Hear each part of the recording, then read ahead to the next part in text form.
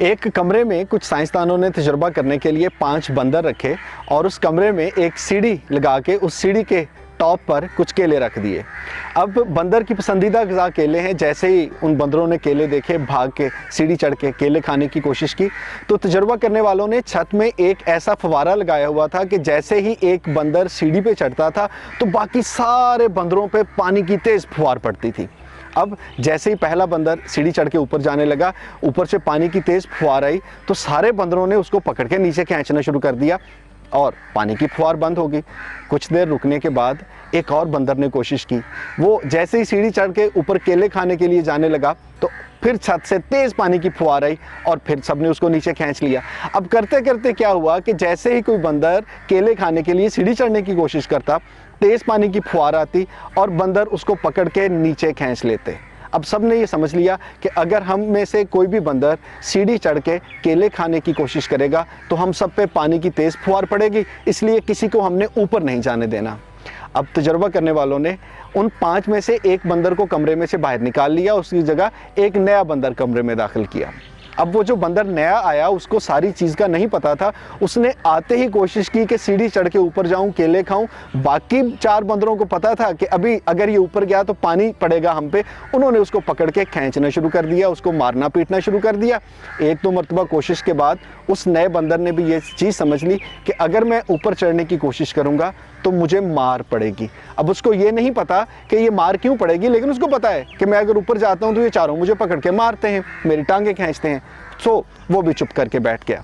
तजुर्बा करने वालों ने एक और बंदर निकाल के नया बंदर कमरे में दाखिल किया और उसके साथ भी यही वाक़या हुआ कि उसने ऊपर चढ़ने की कोशिश की और सब बंदरों ने मिलकर उसको मारना शुरू कर दिया।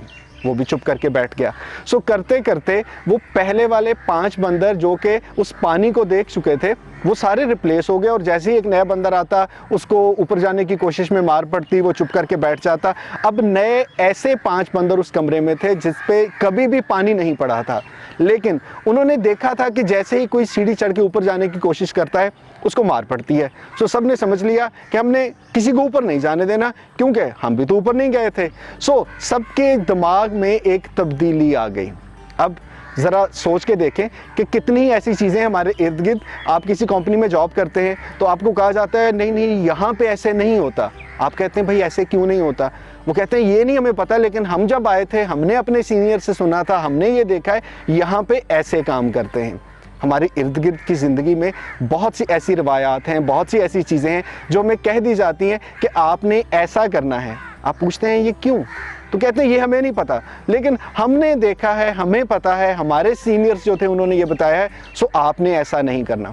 सो ये जो आहिस्ता आहिस्ता एक तब्दीली आ जाती है, पैराडाइम शिफ्ट आ जाती है कि किसी चीज़ में उसकी असल वजह क्या थी वो हमें नहीं पता, लेकिन सिर्फ इस बात पे चलना कि यार हाँ सब यही कहते हैं, शायद ये हमें कामयाबी से रोक देता है। सो ज़िंदगी में आगे बढ़ने के लिए कभी कभी आपको उस रवायत को तोड़ना पड़ता है और ये समझना पड़ता है, पूछना पड़ता है कि भाई ऐसा है तो क्यों।